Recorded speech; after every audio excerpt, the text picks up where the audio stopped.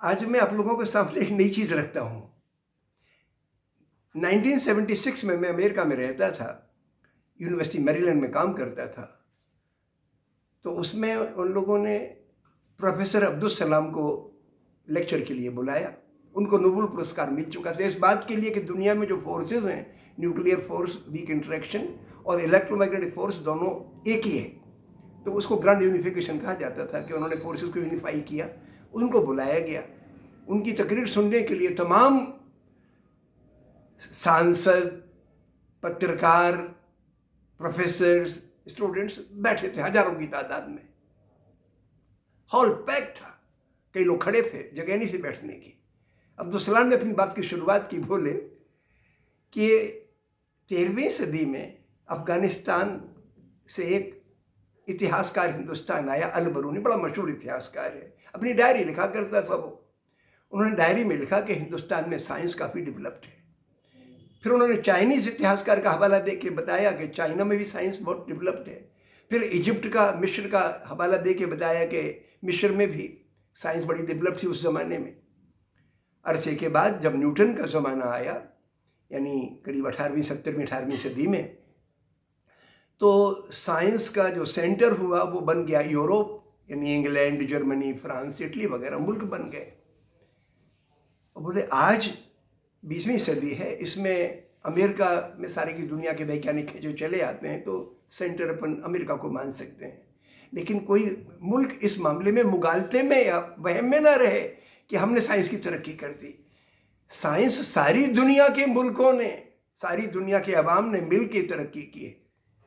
जब मैंने अपने बच्चों को आईआईटी में इस बात की चर्चा की तो मैंने उनको एक बात और जोड़ दी।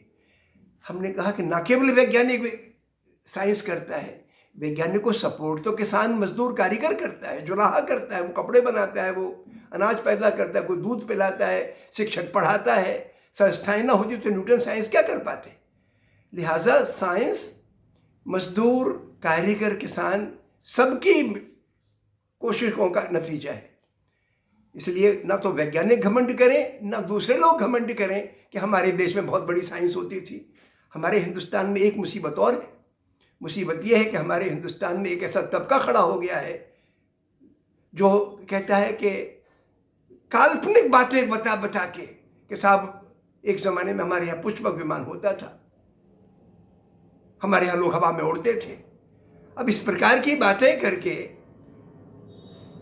आप एक नकली चीज़ पर घमंड जाहिर, घमंड वैसे ही बुरा होता है, और इस पागलपन का घमंड ये बहुत खौफनाक है कि अपने को छोटा बड़ा बता के दूसरों को छोटा करके जलील करो।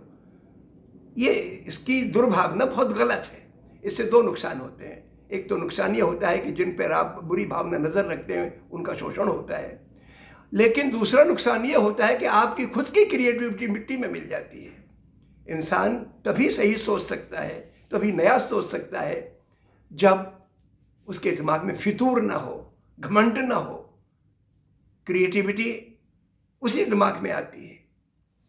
लिहाजा बेहतर है कि हम ना तो नकली चीज़ों का घमंड करें, और अगर हमारे बुजुर्गों ने कोई अच्छे काम किए हैं तो उनका हम सम्मान तो करें, लेकिन घमंड ना ढोएं कि हम बहुत बड़े हो गए क्योंकि हमारे बुजुर्ग बहुत बड़े थे।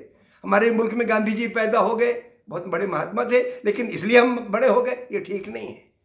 किसी भी बुजुर्ग का सम्मान करना अच्छी चीज़ है, लेकिन उसके आधार पर अपना बड़प्पन जताना कि मैं बहुत बड़ी सभ्यता का वारिस हूँ, मैं बहुत बड़े वंश का हूँ, मैं बहुत बड़े देश का हूँ, ये गलत है।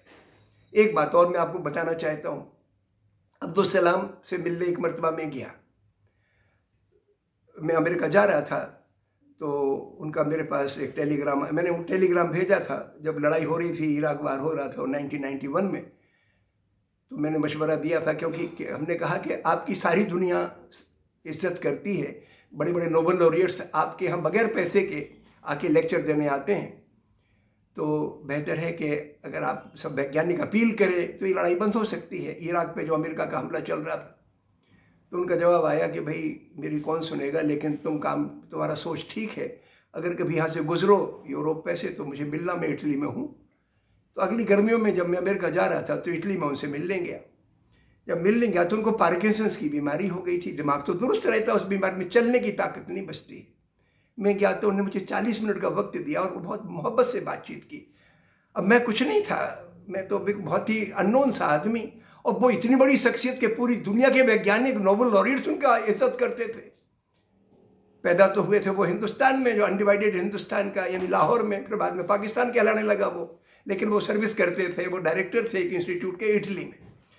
तो जब मैं उनसे मिलने के लिए गया, बहुत मोहब्बत से बातचीत की, जब मैं चलने लगा तो खड़े हो गए, और खड़े होकर मुझे छोड़ने दरवाजे तक आए। उनको 10 मिनट लग गए क्योंकि चल नहीं पा रहे थे, बहुत धीमे धीमे चल के आए।